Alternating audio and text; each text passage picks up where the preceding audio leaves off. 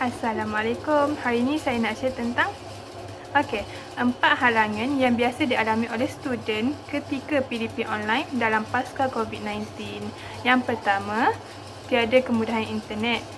Tiada kemudahan internet biasanya dialami oleh student-student yang tinggal di kawasan pendalaman ataupun perkampungan yang terletak jauh dari bandar, di mana mereka tidak boleh mengakses internet ataupun wifi dari rumah mereka.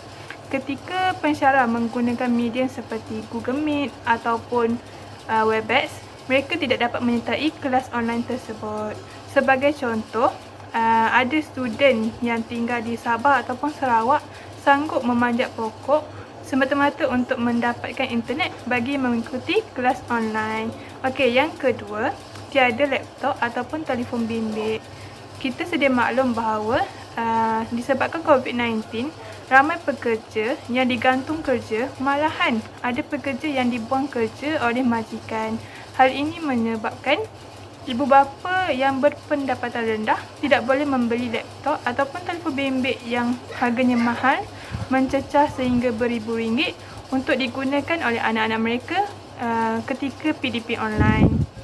Jika mereka membeli laptop ataupun telefon bimbit, bagaimana dengan nasib mereka untuk memenuhi keperluan asas yang lain seperti makan minum, tempat tinggal dan juga pakaian.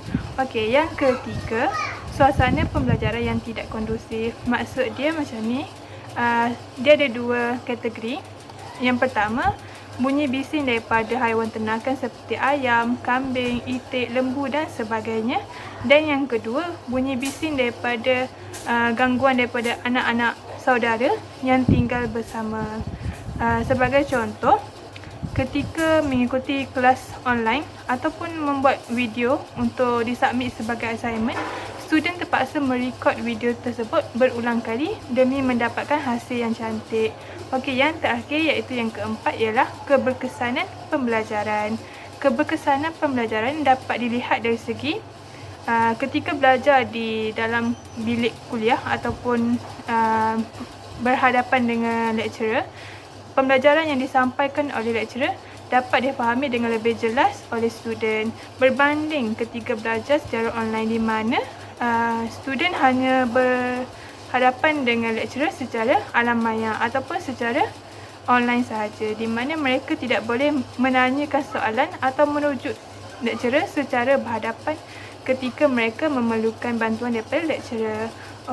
Korang dah dengar kan apa halangan-halangan yang saya ceritakan sebentar tadi? Korang biasa alami tak benda-benda macam ni? Mesti korang pernah kan?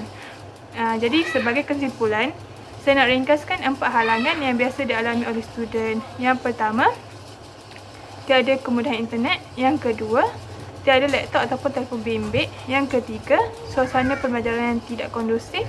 Dan yang terakhir, keberkesanan pembelajaran.